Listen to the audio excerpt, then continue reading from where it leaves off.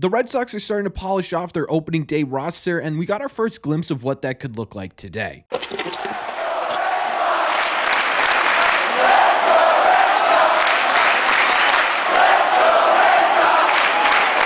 What is going on, everybody? Welcome back to Red Seat Radio. My name is Corbin, and one of the most interesting parts of spring training, at least in my opinion, is the ever-long battle for roster spots, right? Every year, it feels like there's a ton of people invited to spring training, whether that be on the 40-man roster or as a non-roster invitee. And either way, every year, there's a battle to get onto this roster, and at some point, the Red Sox are going to have to make some tough decisions. Well, we got our first round of these decisions just this morning, so what we're going to do in today's videos, we're going to break these down. We're going to talk about who got cut, why they may have gotten cut, what this means for the Red Sox, and how this could impact the rest of the 2024 spring training. But before we get into that, we are on the road to 10,000 subscribers. We are less than 300 away at this point. We're getting so close. So if you want to help us get there, make sure you guys have hit that subscribe button. We talk Red Sox content almost every single day. Also, make sure you guys have hit the like button on this video as well, as it really just helps these videos out a ton, and it would mean a lot to me.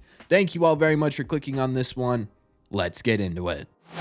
Okay, so let's just hop right into it here. This is the list of roster moves made this morning by the Boston Red Sox. Now, this was announced probably right around 10 a.m. Eastern time, so fairly early on in the morning. And as you'll notice, there are two different types of cuts on this list. The first type is a player that was optioned down to AAA Worcester, which we will get to in a second, because I think that might be the biggest takeaway on this list because of how it impacts the rest of the competition. But let's start by focusing on players who were at the Major League camp who have been reassigned to minor league camp. Basically, what this means is that these are non-roster invitees who weren't on the 40-man roster, who were playing with the Major League club and have now been reassigned to head back and play with the other prospects in the organization, backfield games, inter-squad scrimmages, stuff like that. Now, of this list, a lot of them make sense. Honestly, probably most of them make sense. Guys like Franklin Herman, who came back into this organization this year after, I believe, being DFA'd last year and definitely still needs some work to get to the Major League level, is on this list. Helcris Olivares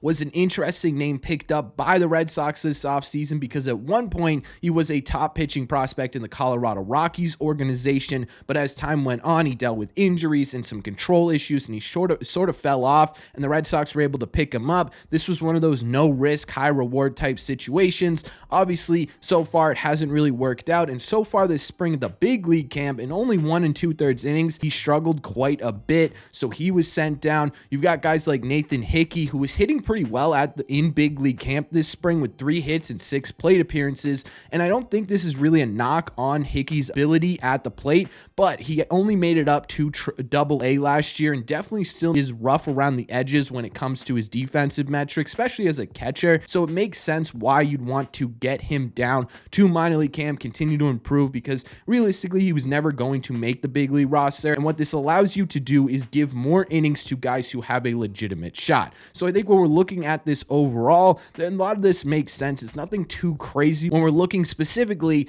at the Major League assignment back to minor league camp. I think it does indicate a couple of things. So the first thing I think this indicates is that the battle for the backup catching position is really down to just Tyler Heineman, Roberto Perez, and of course Reese McGuire. Steven Scott and Nathan Hickey being reassigned kind of reaffirms that. I think that was always sort of the idea here, is that was the battle going on for backup. This just sort of reaffirms it. The other thing it does is it also indicates that they are getting closer and closer to finalizing what their bullpen is going to look like, at least come opening day 2024, right? Because 4 of these guys who were invited to spring training with the Major League club, who have now been reassigned, were pitchers in some way or another. I think all of them were relief pitchers. I could be wrong on that. I'm not entirely 100% positive there, but I'm pretty sure they're all relief pitchers. And what this indicates is that they're getting closer to finalizing their bullpen, and it's going to start heating up the battle for that. Now that there's less players that could possibly make this role, things are about to get a little bit gritty. You're going to have to really fight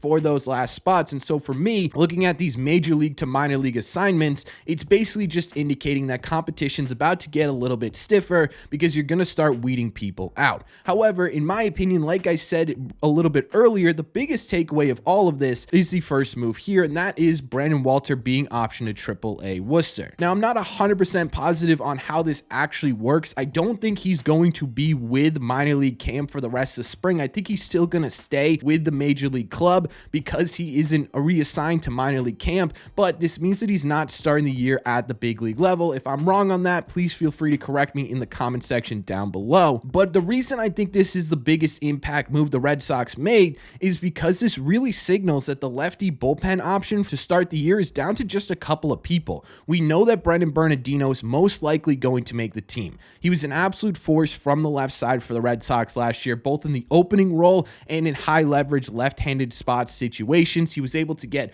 both righties and lefties out, and Bernardino should be pretty solidified in that bullpen spot. But because of the fact that, one, they don't have any other left-handed pitchers in the bullpen, and they don't have any other left-handers in the starting rotation, it feels more than likely that going into 2024, at least to start the year, obviously things change throughout the season, that they're going to have at least one more left-handed option in that bullpen. And because of the optioning of Brandon Walt and the reassignment of Hellchris, this competition's really starting to get dwindled down a little bit, and we've sort of got our finalists for this position in Chris Murphy, Lucas Latige. I am absolutely terrible with that last name, so if that is totally wrong, please feel free to correct me in the comment section down below. I don't think I'll ever be able to pronounce that name right. Joely Rodriguez and Jorge Benitez. Again, like I said, with the catchers, I think this was always sort of the true battle of the spring for lefties. I don't think Walter had a crazy good shot of making it, and Olivares was always sort of a long shot to do it, but now you're starting to get confirmation of that hey,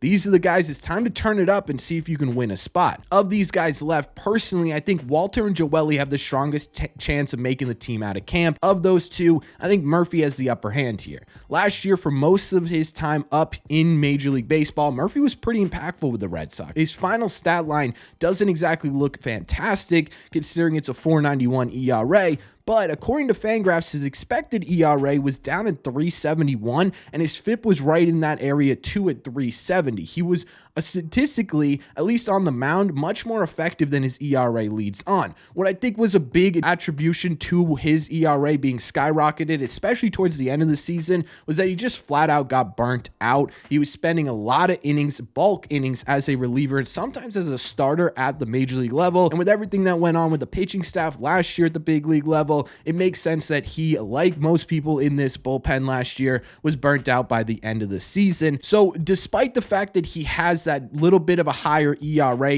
at the major league level in terms of major league experience, I still think he could be pretty impactful for the Red Sox as we go into 2024, and he's starting to prove that during spring training. Now, he only has 5 innings of work, but it's a 1.80 ERA. Again, when you look at the situation with the Red Sox, they don't have a singular lefty in their rotation. They only have Brendan Bernardino in their bullpen for left-handed pitchers, which is fine. I love Bernardino a lot, but you're going to need someone who could probably go 2, 3, maybe even 4 innings from that left-hand side just once in a while to switch things up a bit. Chris Murphy is a guy that allows you to do that. Now, that does not mean that other options have no shot of making this team. I think Joely Rodriguez, who has previous success at the big league level, not in a Red Sox uniform, but that really wasn't because his skill wasn't there. That was because he simply could not get healthy, right? He only had 11 innings with the big league club for the Red Sox last season. It's hard to come to any certain conclusion about Joely Rodriguez. And then you got guys like Jorge Benitez, who sort of come out of nowhere. He only pitched in Double-A last year, but Alex Cora at the beginning of this season, beginning of spring training, mentioned Jorge Benitez as someone who's been really impressing him. However, getting into games, it hasn't been super great. He has a 4.91 ERA in 3 2/3 innings. Again, super small sample size. Wouldn't take too much stock in that. His velocity is pretty impressive, and he does have that wipeout slider that creates a lot of swings and misses, especially against left-handed hitters. One of those two guys could really turn it up a notch as we get sort of closer into this final competition and really sort of make things difficult for Chris Murphy. But I think right now, in terms of the other lefty in the bullpen, it's Chris Murphy's spot to lose. Overall, we're looking at these moves as a whole. It's nothing really special, right? It's probably not not going to be a super big impact in terms of the people who ended up getting cut during this round. I think overall, none of these really made you say, holy crap, they did what right? It was all sort of predictable moves from the Boston Red Sox. Like I mentioned, I think the biggest impact this is going to have on the 2024 team is it just sort of intensifies these battles for some of these backup roles or for some of these bullpen roles, and hopefully turns things up a notch in terms of competition in spring training. But overall, these moves are nothing to get super excited about or super mad about one way or the other. I think they were always sort of coming. So let me know in the comment section down below, what do you think of these moves? Is there anyone on here that you would have given more of a shot to? Is there anyone you're saying, well, maybe we could have waited a couple of weeks to see what else they could do at the big league level? What do you think the impact of these moves is going to be? Do you agree with me that it's going to increase competition? Do you think it's going to do absolutely nothing? What are your thoughts on the Red Sox first roster moves of spring training in the comment section down below? As always, if you made it to the end of this video, do me a favor. Like I said in the intro, we are on the road to 10,000 subscribers. So if you enjoyed the video today, make sure you hit that subscribe button. Also, make sure you guys have already hit that like button as well. Again, it really just does help these videos out a ton, and it really would just mean a lot to me. Thank you all very much for clicking on this one, and I will see you in the red seats.